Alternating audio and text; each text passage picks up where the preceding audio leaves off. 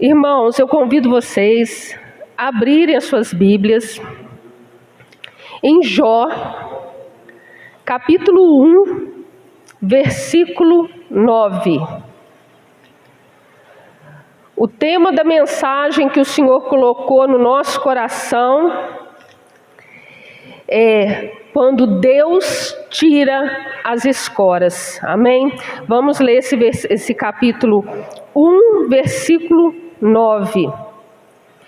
Então respondeu Satanás ao Senhor e disse: porventura teme Jó a Deus debalde? Aqui está escrito: então respondeu Satanás ao Senhor e disse: porventura teme Jó a Deus em vão? Pode se sentar, meus irmãos. Pode deixar suas Bíblias abertas aí no livro de Jó. O autor do livro de Jó é desconhecido. Estudando aqui, meditando para trazer essa palavra que o Senhor colocou no meu coração para os irmãos, estudando sobre a vida de Jó, alguns textos falam que o autor é desconhecido, outros falam que pode ser Moisés, mas o que importa é o que o nosso Deus quer falar conosco, porque Ele é que inspira, Ele é o autor da palavra, nós somos apenas vasos na mão do olheiro. Jó, o nome Jó significa: onde está o Pai Celeste? Jó, ele era filho de Isacar e neto de Jacó. E Jó era um homem muito rico, como nós vamos ler aqui na palavra do Senhor. Praticamente quase todos os irmãos sabem, conhecem a história de Jó. Já meditaram, já ouviram pregação.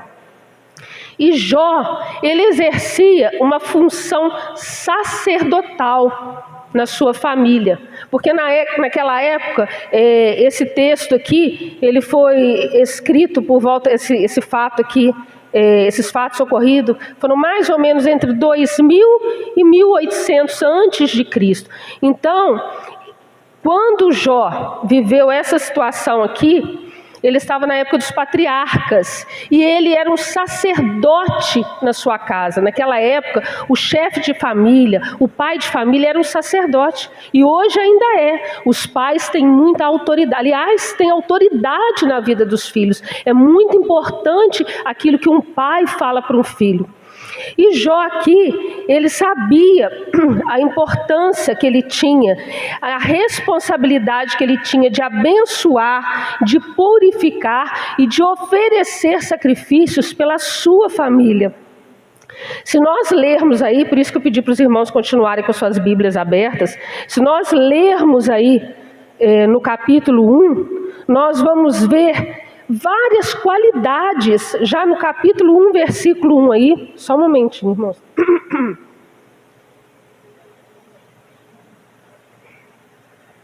Várias qualidades que estão aí reveladas sobre Jó. Nós vemos aqui que havia um homem, capítulo 1, versículo 1. Havia um homem na terra de Uz, cujo nome era Jó. Este homem era sincero, reto, temente a Deus e desviava-se do mal. Olhando em outras versões, na Bíblia do expositor fala que ele era perfeito, reto, temente a Deus e afastava-se do mal.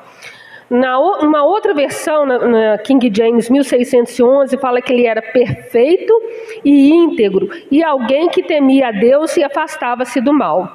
E na Almeida, que foi aqui que nós lemos, que era sincero, reto, temente a Deus e desviava-se do mal. Então Jó era um homem de caráter irrepreensível. Quando a gente lê aqui perfeito, a gente fala assim: não, mas perfeito é só Deus. Nenhum de nós é perfeito. A perfeição nós só vamos alcançar quando a gente estiver na glória, junto com o nosso Pai. Mas quando fala que perfeito, quer dizer que Jó procurava se desviar do mal. Ele pecava, ele errava, mas ele procurava desviar-se do mal. Ele procurava fazer aquilo que era bom. Ele era um homem justo, imparcial. Ele não agia com parcialidade. Então nós vimos aqui vários elogios a Jó, né? Um ser humano íntegro e justo, que ama e teme a Deus e se desvia do mal. Jó, ele era um homem próspero. Pensa num homem próspero, Jó. Ele tinha 7.000 ovelhas, ele tinha 3.000 camelos, ele tinha 500 juntas de boi, ou seja, né, juntas são 2, é o par. Ele tinha 1.000 cabeças de boi, 500 jumentos e ele tinha muitos servos. Jó tinha 7 filhos e tinha 3 filhas. E se a gente vai lendo aí na palavra do Senhor, se você ler lá no capítulo 1, versículo 4, você vê aí que os filhos de Jó constantemente se reuniam. Jó 1:4.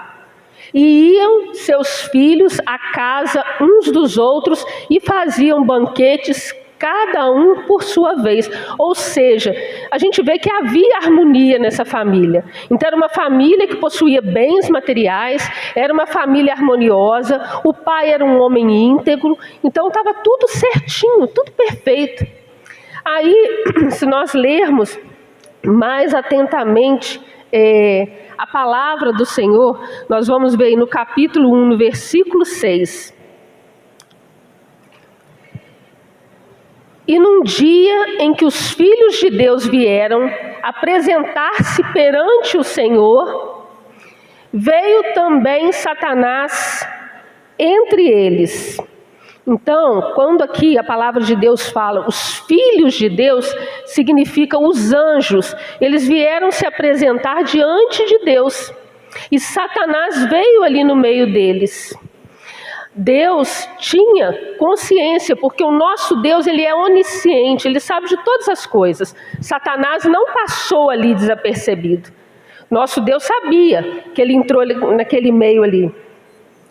E nós vemos aí, se nós acompanharmos aqui, mais no versículo, deixa eu ver aqui, capítulo 1, versículo 9, que, aliás, irmãos, vamos ler aqui, eu gostaria de ler com os irmãos, isso mesmo, o 7 e o 8 também, tá? Então vamos ler lá, capítulo 1, versículo 7 até o 9. Então, o Senhor disse a Satanás: de onde vens? E Satanás respondeu ao Senhor e disse: de rodear a terra e passear por ela. E disse o Senhor a Satanás: observaste tu a meu servo Jó? Porque ninguém há na terra semelhante a ele, homem íntegro e reto, temente a Deus e que se desvia do mal. E aí o versículo base: então respondeu Satanás ao Senhor e disse: porventura teme Jó a Deus em vão? Ou seja, Satanás aqui, né, ele é o pai da mentira, ele se insinua ali, ele questiona a Deus, ele afronta a Deus, querendo dizer que Jó estava na presença de Deus, que Jó era íntegro, que era um homem justo, um homem bom, porque ele tinha bens materiais, porque ele tinha tudo e não lhe faltava nada. Então Satanás quis afrontar a Deus. Isso aqui é conjectura minha. Quem sabe até aqueles anjos, porque aqui quando a gente lê, a gente fala que, a gente vê aqui que ele entrou no meio dos filhos de Deus, dos anjos. E a gente sabe que às vezes ele queria ali também influenciar aqueles anjos que estavam ali. Ele já tinha influenciado até essa parte. Quem sabe queria influenciar aqueles ali, lançando uma semente de discórdia, falando que Jó estava na presença do Senhor somente por aquilo que Deus podia fazer a ele. E o que nos chama atenção também é que Deus questiona ele, da onde que ele vem. E ele vem de ir e vir sobre a terra e de nela andar para cima e para baixo. Deus, nós vamos ver mais na frente aqui, ele vai permitir que Satanás toque em Jó. Porque para provar, Deus não tem que provar nada para ninguém. Mas ali, como Satanás se levantou para afrontar o nosso Deus, o Deus vivo, Deus falou: Jó não estava na presença de Deus pelo que Deus podia oferecer a ele. Ele estava na presença de Deus pelo que Deus é. Então Deus permitiu que Satanás tocasse nos bens de Jó. Nós vamos ler aí capítulo 1, versículo do 13 ao 22. E aqui o Senhor começa a permitir, porque Satanás, ele não tem poder. O único que tem poder e autoridade é o nosso Deus. E Deus permitiu que Satanás tocasse. Mas se não fosse isso, ele não poderia tocar em Jó.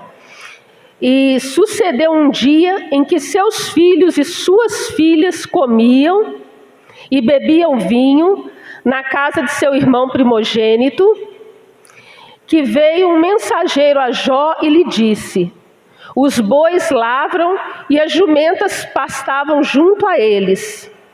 E deram sobre eles os sabeus e os tomaram, e os servos feriram o fio da espada.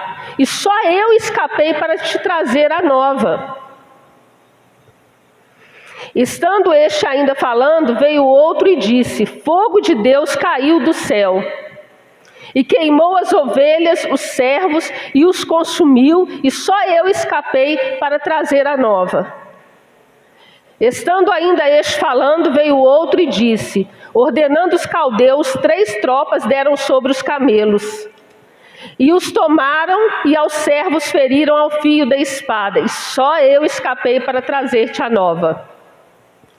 Estando ainda este falando, veio outro e disse: estando teus filhos e tuas filhas comendo e bebendo vinho em casa de seu irmão primogênito, eis que um grande vento sobreveio da além do deserto e deu nos 4 cantos da casa, que caiu sobre os jovens e morreram, e só eu escapei para trazer-te a nova.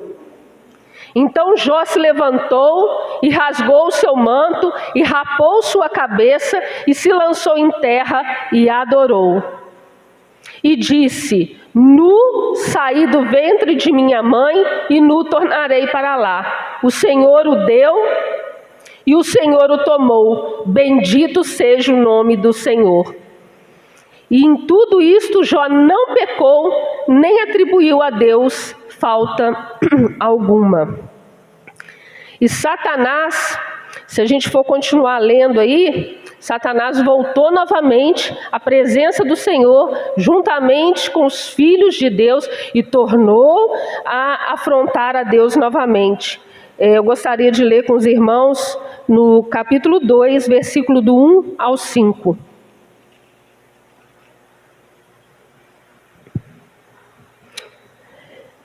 Deixa eu ver aqui, isso, do 1 ao 5. E vindo outro dia em que os filhos de Deus vieram apresentar-se perante o Senhor, veio também Satanás entre eles, apresentar-te perante o Senhor.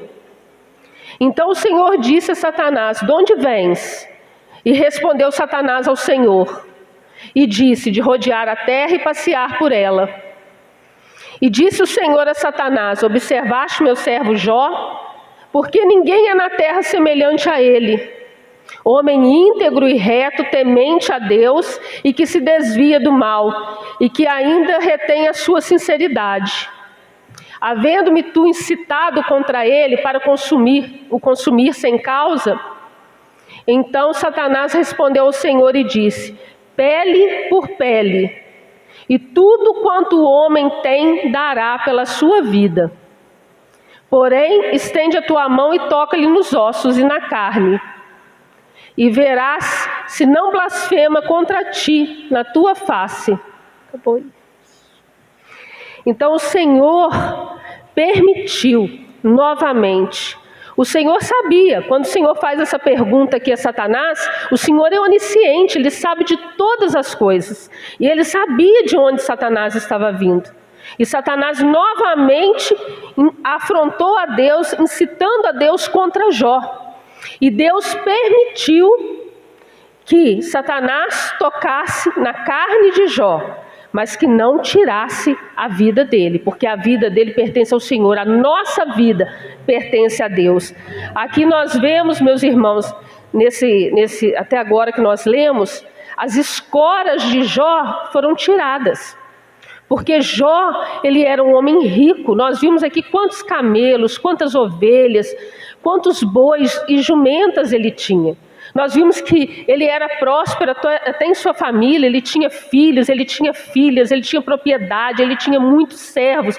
Então o Senhor permitiu que Satanás tocasse nele. Deus começou a tirar as escoras de Jó. A situação de Jó, se a gente for lendo aqui no livro, meditando na palavra, a situação de Jó era tão terrível, tão séria, que Jó, ele começou a se coçar, a pele dele ficou tão ferida, que ele começou a se coçar com cacos. E nós lemos aqui que ele se sentou em meio às cinzas. E essas cinzas, meus irmãos, elas ficavam no lixão, onde eles queimavam aquilo que não servia, aquilo que não prestava. Então Jó estava no meio do lixão, jogando cinzas. A situação dele era tão grave, tão ruim, que se a gente for lendo aqui na história de Jó, quando os amigos de Jó chegam, eles não reconhecem Jó, porque ele estava pele e osso, ele estava ferido. Quer dizer, um homem que tinha tantas posses, que tinha um corpo saudável, perdeu tudo, estava enfermo. Então quando seus amigos chegaram, seus amigos não o reconheceram. A pele de Jó estava tão ferida que a pele de Jó estava, que as feridas, elas às vezes fechavam e rapidamente elas se abriam. E ali ficava aquele pus, e naquele pus vermes. Olha como é que chegou a situação de Jó. E mesmo assim, Jó não blasfemou contra Deus. A situação de Jó era tão ruim, ele não blasfemou contra Deus, mas Jó chegou a lamentar o dia que ele nasceu. Jó chegou a lamentar o dia que ele nasceu. Jó queria, vamos ler em Jó, capítulo 3, versículo 3. Jó 3, 3.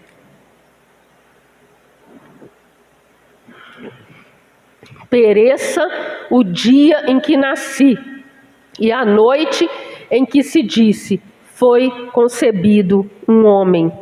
Então, ou seja, Jó lamentou o dia, ele não queria ter nascido. Quantas vezes as pessoas falam assim, eu não pedi para nascer, eu não queria ter nascido. E se nós lermos mais aí, Jó queria ter morrido antes mesmo de nascer. Vamos ler também Jó 3:11.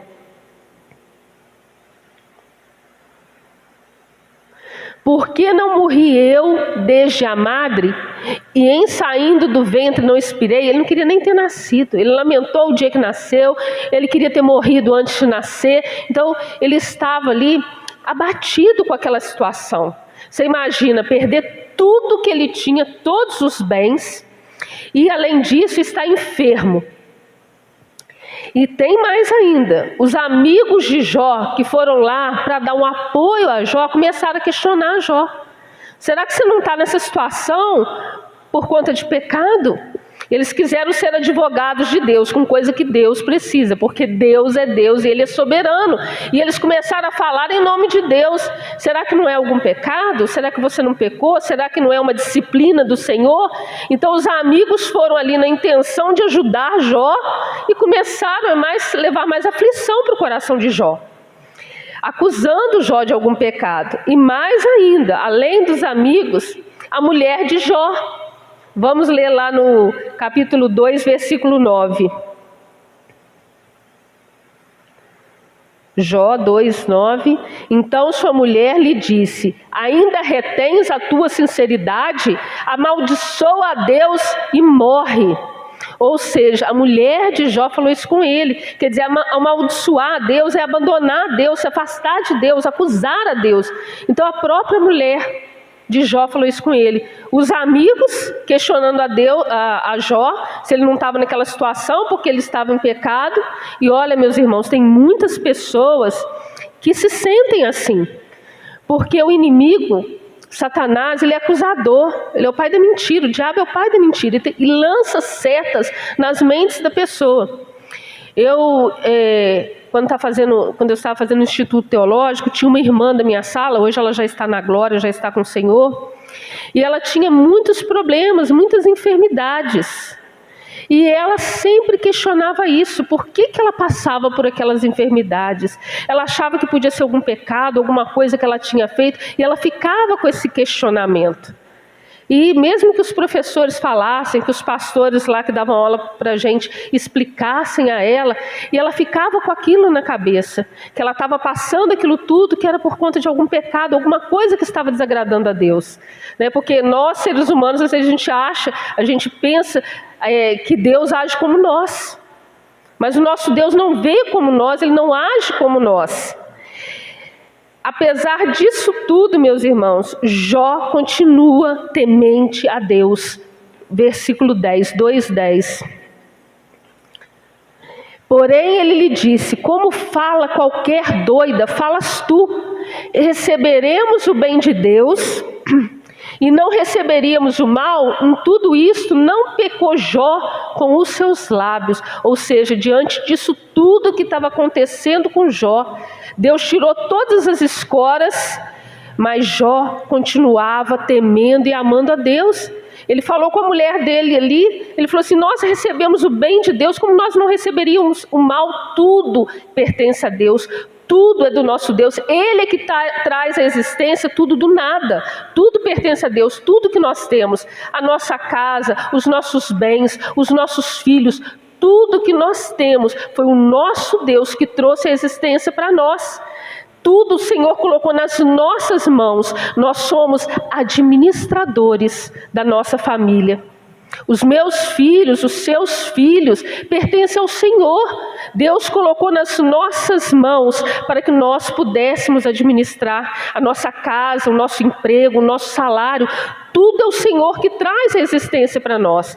Cabe a nós administrar aquilo que Deus coloca na nossa mão, mas tudo é dele, tudo é Ele que traz a existência.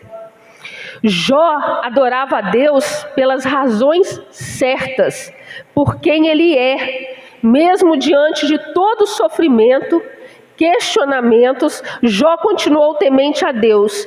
E todo esse sofrimento o aproximou de Deus ainda mais. Meus irmãos, tudo aquilo que nós passamos na presença do Senhor tem um propósito.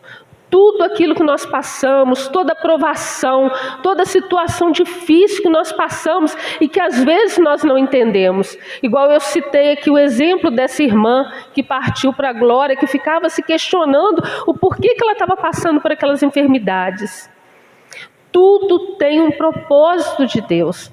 Nós temos que estar cheios do Espírito Santo de Deus, buscar em Deus, pedir a Deus sabedoria, para a gente ter discernimento, porque as provações, como se nós lermos lá em Tiago, as provações não são para destruir, não são para nos ferir, as provações são para nós crescermos espiritualmente. Quando nós estamos passando por alguma provação, como que a gente busca mais a Deus? Tem hora que a gente não consegue nem orar, tem hora que a gente não consegue falar, tem hora que a gente se prostra, a gente se joga no chão, a gente deita, ajoelha, chora, mas aquele choro nos aproxima de Deus. Eu gostaria de ler com os irmãos também, Jó 42:5. Jó, ele tinha ouvido falar de Deus. Nós vimos aqui, como o ouvir dos meus ouvidos ouvi, mas agora te veem os meus olhos. O que significa isso? Jó, como nós vimos aqui, ele era neto de Jacó. Então ele escutava os feitos do Senhor. Ele cresceu numa família temente a Deus, e ele conhecia Deus, porque antes que houvesse a palavra de Deus, ou que fosse escrito em rolos, eles transmitiam oralmente a palavra do Senhor. Eles falavam para os filhos, e os filhos falavam para os filhos. Então, ou seja, ele ouviu falar de Deus, ele conhecia esse Deus de ouvir falar. E aqui eu faço um adendo para a nossa responsabilidade enquanto pais, enquanto servos do Senhor. A nossa responsabilidade de transmitir a palavra de Deus de geração em geração. De falar dessa palavra, falar da palavra no caminho, falar da palavra onde quer que nós formos, falar para os nossos filhos. Nós temos esse dever, porque Jó, ele era um homem íntegro, um homem temente a Deus, um homem justo, porque ele tinha ouvido falar de Deus. Agora, diante disso tudo que Jó estava passando, diante de todas essas provações, diante das escoras que foram tiradas, Jó teve uma experiência com Deus. Todos nós, em algum momento da nossa vida, nós passamos por essa experiência. Cada um de nós aqui já passou por provações, por situações que nós pensamos assim, e agora? E agora? E dói, passar pela provação dói demais. Mas é nesse momento que a gente se achega a Deus. Agora você imagina aquele que não crê em Deus, que no momento de dor, no momento de luta, vai recorrer a quem? Nós temos o nosso Deus, e o nosso Deus é suficiente. A gente não precisa de mais nada, o nosso Deus é suficiente para nós. Ele é a nossa força, Ele é a nossa salvação, Ele é tudo para nós. E aquele que não tem Deus?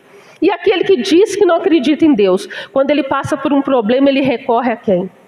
Nós, mesmo que nós estejamos passando por alguma situação difícil, alguma provação, nós podemos dobrar o nosso joelho e clamar ao nosso Deus, e a resposta vem. Mas vem no tempo de Deus. Vem no tempo de Deus, porque Deus tem propósito na provação. Aqui nós vimos Jó dar um testemunho, que agora ele tinha só ouvido falar de Deus, agora os olhos dele veem, ou seja, agora ele tinha experiência com Deus. E Deus, a fé de Jó não estava nas coisas que ele possuía. Nós podemos ver isso aqui. A fé de Jó estava em Deus. A provação que Jó passou levou Jó a ter um relacionamento mais profundo com Deus. Então, às vezes, quando o Senhor permite que alguma coisa aconteça na nossa vida, é para que nós nos aproximamos mais dEle. O Senhor, há um tempo atrás, Ele me deu uma palavra sobre sabedoria do alto. Como Deus me deu, e eu falei outro dia, é muito mais fácil a gente aprender com o erro do outro, né? É muito mais fácil a gente aprender com o erro do outro do que a gente errar. Porque dói quando a gente erra, e quando Deus nos corrige, dói. E nós temos a palavra de Deus, e aqui tem exemplos de homens e mulheres de Deus que erraram, que Deus corrigiu. Então é mais fácil a gente aprender lendo a palavra de Deus, aprendendo vendo o exemplo do outro, mas muitas das vezes não é suficiente, e às vezes a gente age pelo nosso próprio eu e a gente acaba errando. Aí o Senhor entra e nos prova para que nós possamos. Deus não quer reprovar ninguém. Deus não tem prazer que nós venhamos errar, mas às vezes Deus permite, igual Ele permitiu aqui com Jó.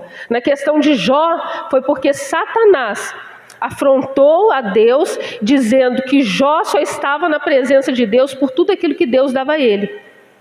Mas nós vemos aqui no capítulo 42, versículo 5, o próprio testemunho de Jó. Porque se não fosse isso tudo que Jó passou, ele teria conhecido a Deus de ouvir falar. Agora, diante disso tudo que Jó passou, ele passou a ter experiência com Deus. Mais e mais ele passou a amar a Deus e ser grato a Deus. O ouro, quando ele passa pelo fogo, é para que seja purificado, para que saia dele as impurezas. Vamos ler lá em Provérbios 17:3.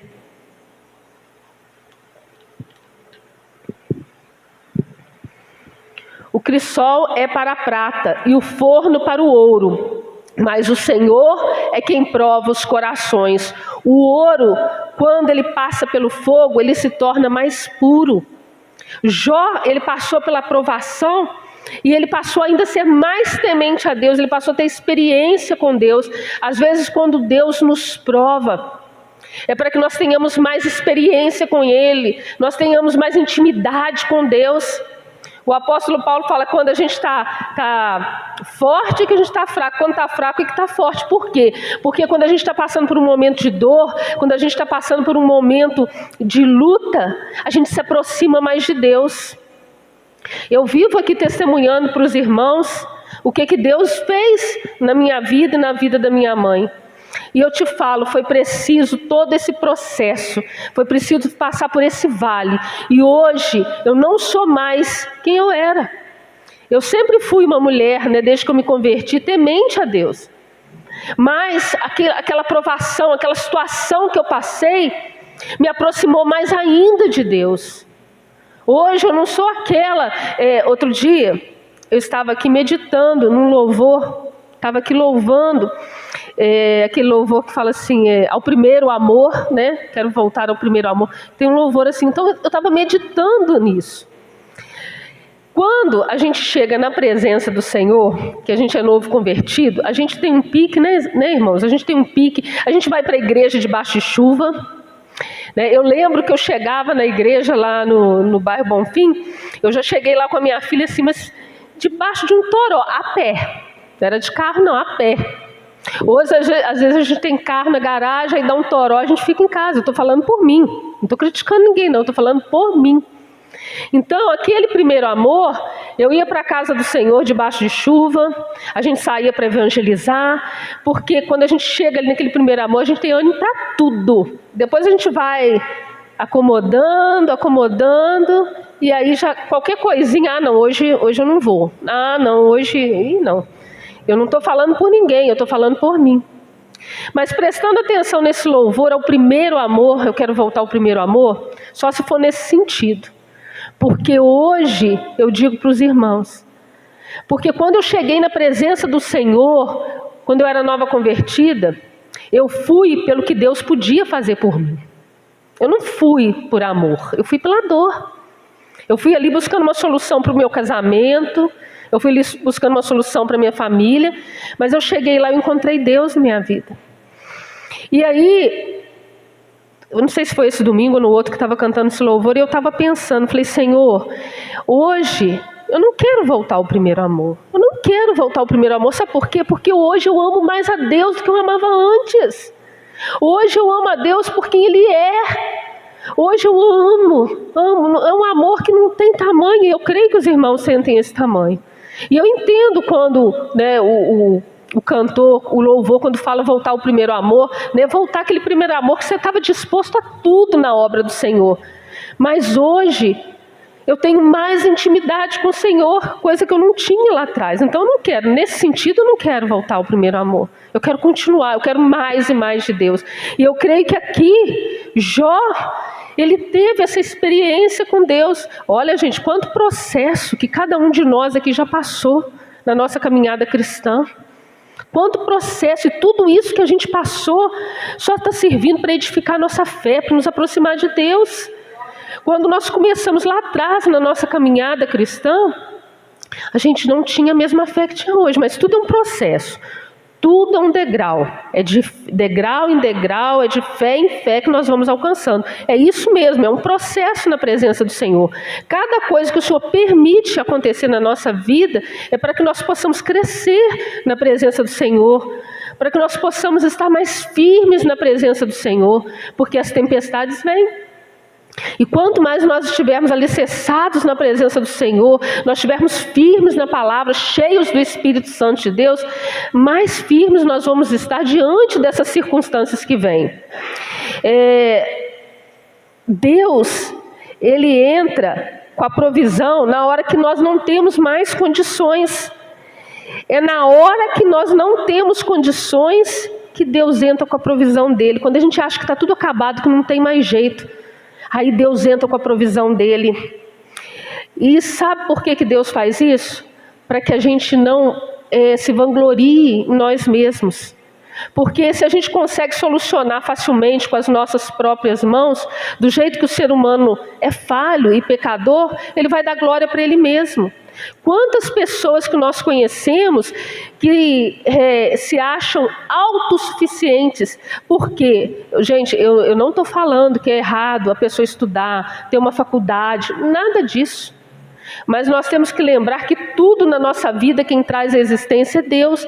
Mas tem pessoas que quanto mais conhecimento científico ela tem, mais autossuficiente ela se acha. Eu gostaria aqui de ler com os irmãos falar um pouquinho de Davi, para a gente ver a história de Davi. Vamos ler lá em 1 Samuel, capítulo 17. Capítulo 17, deixa eu só ver o versículo aqui. Tá para cá. Peraí. 1 Samuel 17, do 4 ao 10. Então saiu do arraial dos filisteus um homem guerreiro, cujo nome era Golias, de Gate, que tinha altura de 6 côvados e 1 palmo. Trazia na cabeça um capacete de bronze e vestia uma couraça de escamas. E era o peso da couraça de 5.000 siclos de bronze. E trazia grevas de bronze por cima de seus pés e um escudo de bronze entre seus ombros. E a haste da sua lança era como eixo de tecelão. E a ponta da sua lança de 600 siclos de ferro, e diante dele ia o escudeiro. E parou e clamou às companhias de Israel e disse-lhes: para que saireis a ordenar a batalha? Não sou eu, filisteu, e vós, servos de Saul? Escolhei dentre vós um homem que desça a mim.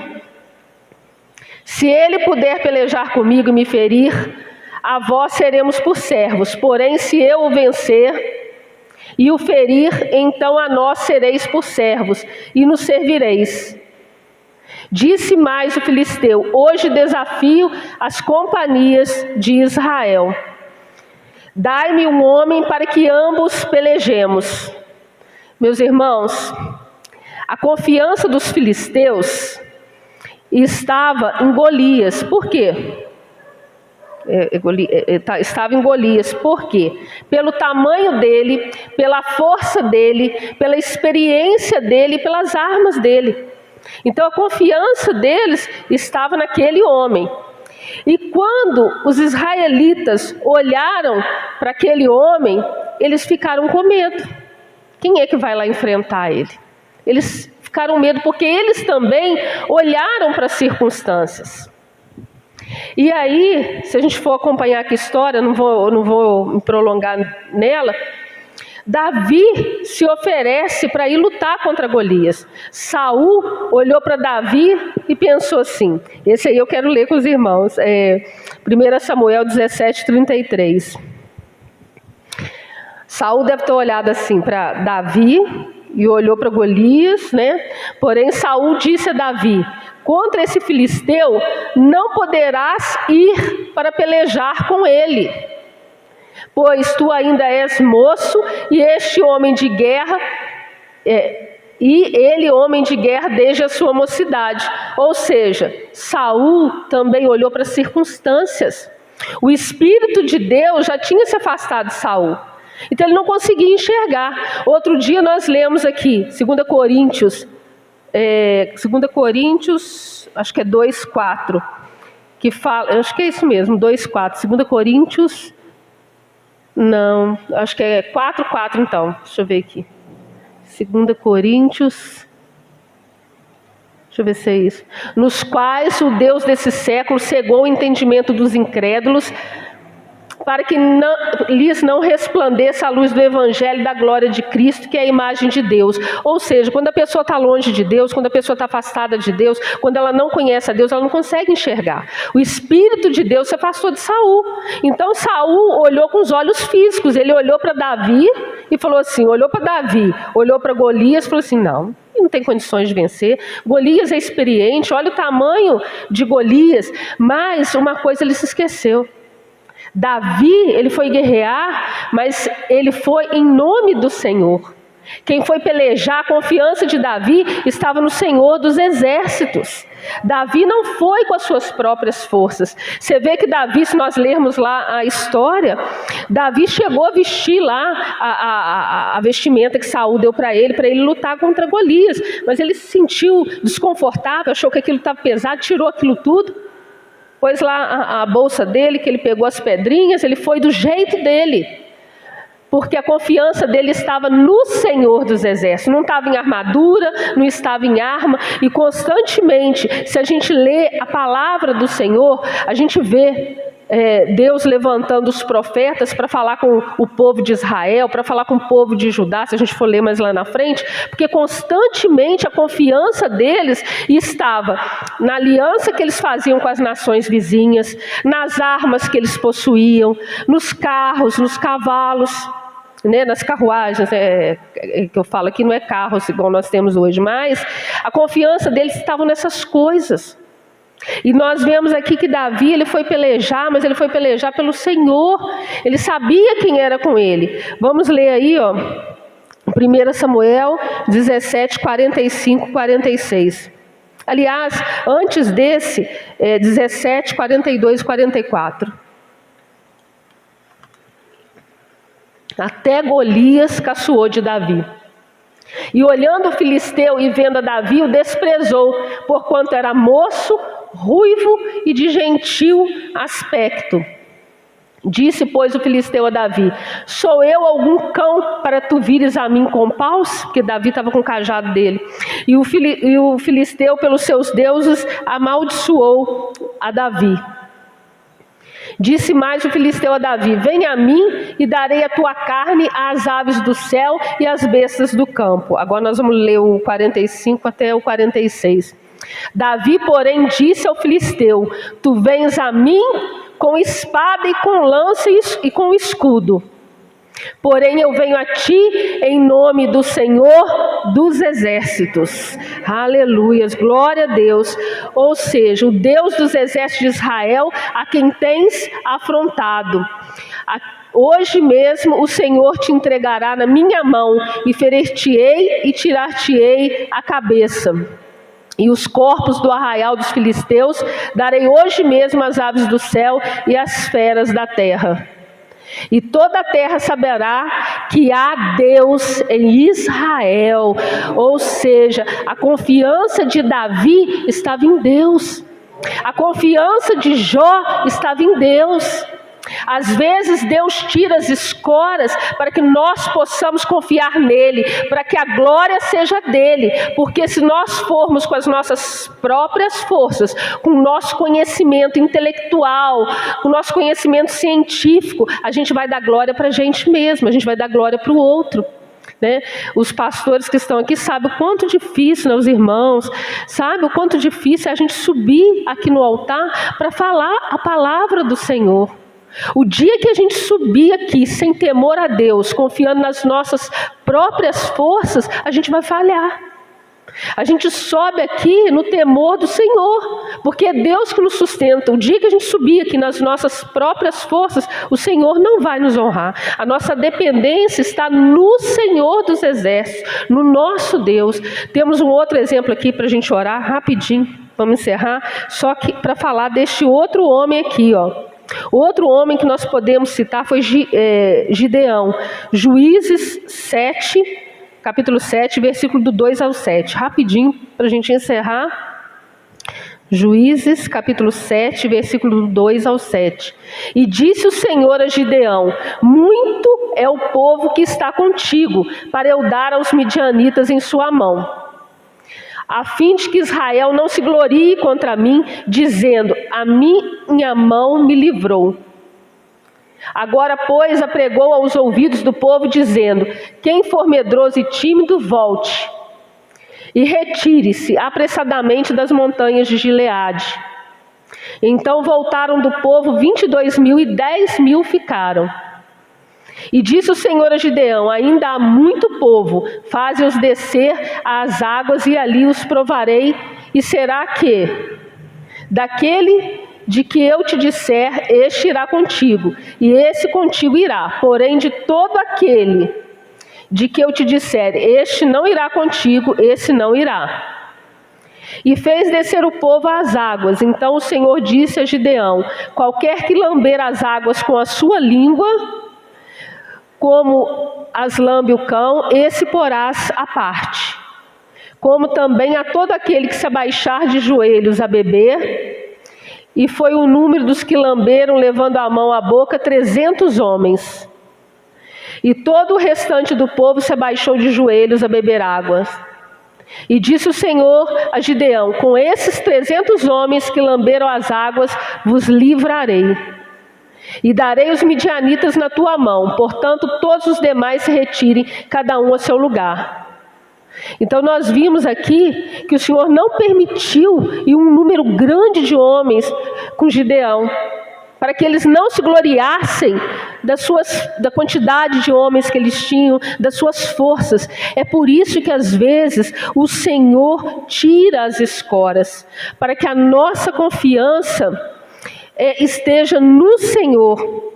O ser humano olha muito para as circunstâncias, olha muito para aquilo que ele tem. A palavra do Senhor no Salmos 20, capítulo 7, diz que alguns confiam, Salmos 27, diz que alguns confiam em carros, em cavalos, uns confiam em carros e outros em cavalos. Mas nós faremos menção do nome do Senhor nosso Deus. Ou seja, muitas pessoas estão confiando nos bens materiais que têm, nas coisas que têm. Por isso que às vezes o Senhor tira as escoras, para que a nossa confiança esteja somente no Senhor. Porque Deus cuida daqueles que são seus. Às vezes a gente não entende quando a gente está passando pela aprovação. Às vezes a gente, por que, Senhor? Né? Como no seminário das mulheres aqui, a Marli falou conosco, não nos cabe questionar. Porque o nosso Deus tem os seus propósitos, muitas coisas, igual o pastor Daniel também outro dia pregou aqui. Algumas coisas Deus vai nos revelar, outras não. Algumas coisas não são para ser reveladas a nós. Mas quando o Senhor tira as escoras, quando o Senhor nos prova, é para que nós possamos ser aprovados. E é por isso que o Senhor permite certas coisas. Às vezes, irmão, você pode pensar assim, às vezes nós criticamos ao ler aqui a palavra do Senhor, às vezes a gente fala assim, nossa, mas aquele povo de Israel ficava lá cultuando outros deuses, punha sua fé em outros deuses, mas às vezes nós não idolatramos ídolos feitos por mãos humanas, nós não pecamos nesse sentido, mas às vezes a nossa confiança está no emprego que a gente tem, que o salário é bom, às vezes a nossa confiança está no outro. Nós não podemos criar expectativa em relação ao outro. Sabe por quê? Porque nós somos falhos e o outro provavelmente vai nos decepcionar. Nossa fé tem que estar no Senhor. Quando a gente coloca a nossa confiança no homem, com certeza a gente vai decepcionar, porque todo ser humano é pecador. Então, quando a gente coloca a nossa fé no homem, a gente vai ser decepcionado, mas quando a gente coloca a nossa fé em Deus, Deus não nos decepciona, Deus não nos frustra. O ser humano, às vezes, mesmo sem no lugar errado, como nós vimos aqui, às vezes quando está tudo bem com a pessoa, bens materiais, está tudo bem com a família, a pessoa até se esquece do Senhor. Né? Como eu falei, que nós não colocamos a nossa fé em ídolos, mas às vezes nós colocamos a nossa fé em coisas e circunstâncias, aparências e pessoas. Por isso Deus tira as escoras. Mas quando Deus tira as escoras, não é para nos derrotar não, é para nos aprovar, é para a gente ter mais intimidade com Ele, é para a gente se aproximar dEle, é para que nós possamos ser salvos. E essa foi a palavra que o Senhor nos deu para trazer essa noite. Se você está passando por alguma situação que você não está entendendo, aproveita esse momento para você dobrar seu joelho e buscar mais ainda o Senhor. Né? Nós estamos passando por situações, estamos passando por dias agora que nós não esperávamos, mas a nossa fé não está no homem. A nossa fé está em Deus.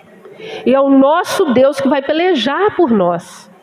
E eu quero convidar os irmãos para que nós possamos orar nesta noite, apresentar as nossas famílias, mas também nós devemos apresentar a nossa nação, o nosso Brasil, entregar nas mãos do Senhor Jesus.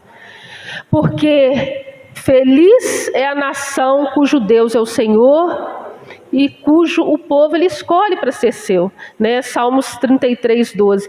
Nós vamos clamar ao nosso Deus. Eu te convido a ficar à vontade, de joelho, em pé, da maneira que Deus tocar no seu coração. Apresenta o nosso Brasil nas mãos do Senhor, a nossa nação, o povo brasileiro, os nossos irmãos em Cristo, para que lhes resplandeça a luz do Evangelho, para que eles possam enxergar, para que eles possam tomar posição diante do Senhor. Porque nós estamos aqui não para exaltar o homem, mas nós estamos aqui para tomar a palavra de Deus, que é a nossa base, que é a nossa regra de fé e prática. Nós não podemos ir contra a palavra de Deus. Então vamos apresentar a nossa nação ao Senhor. Pai amado, Pai querido, nós te apresentamos, Senhor meu Deus, diante do teu altar, ó Pai, o nosso Brasil, a nossa nação, Senhor meu Deus, diante do teu altar, e clamamos ao Senhor, Pai, como o Senhor foi com Davi, que o Senhor, Pai, venha ser conosco, ó Pai. Nós sozinhos, ó Pai, nós nada podemos fazer. Nada, se o Senhor não for conosco, ó Pai, nós nada podemos fazer. Mas a Ti, ó Pai, nós clamamos. A Ti, ó Pai, nós entregamos, Senhor meu Deus, a nossa nação nas Tuas mãos, Senhor. O Brasil pertence ao Senhor, ó Pai. A nação brasileira pertence ao Senhor, porque o Senhor é o nosso Deus. Foi o Senhor que nos criou, foi o Senhor que trouxe tudo à existência, Pai. Pai amado, Pai querido, nós te apresentamos, Senhor meu Deus, cada família, Senhor meu Deus, da nossa nação, cada irmão em Cristo Jesus, ó Pai, e a Ti pedimos, ó Pai, que nós possamos estar unidos, Senhor meu Deus, na mesma fé, na mesma visão, Senhor meu Deus. Tira as escamas, Senhor meu Deus, que a Tua luz resplandeça, a luz do Evangelho, Senhor meu Deus, que nós estejamos, Senhor meu Deus, pautados na Tua palavra, que é viva e eficaz. A Tua palavra não mudou, o Senhor não mudou, meu Pai. O bem continua sendo bem e o mal continua sendo mal. Pai, nós não vamos olhar, Senhor meu Deus, para as circunstâncias, porque nós sabemos em quem temos crido, e nós temos crido no Senhor nosso Deus, o Deus dos exércitos, Senhor meu Deus, o Deus das nações, que trouxe tudo à existência. Nas Tuas mãos, Senhor meu Deus, nós entregamos o nosso Brasil, a nação brasileira, o povo brasileiro, os Teus servos, os cristãos, ó Pai. Pai amado, Pai querido, nós Te clamamos, Senhor meu Deus. Levanta, Senhor meu Deus, desperta a nação brasileira, desperta o Teu povo, desperta aqueles que estão dormindo, aqueles, ó Pai, que estão cegos. Cura, meu Deus, em nome do Senhor Jesus Cristo, para que eles possam enxergar o que está acontecendo, meu Pai. Pai amado, Pai querido, desperta o Teu povo, ó Pai. Desperta, Senhor, os nossos irmãos, ó Pai. Desperta a Tua igreja, Senhor meu Deus.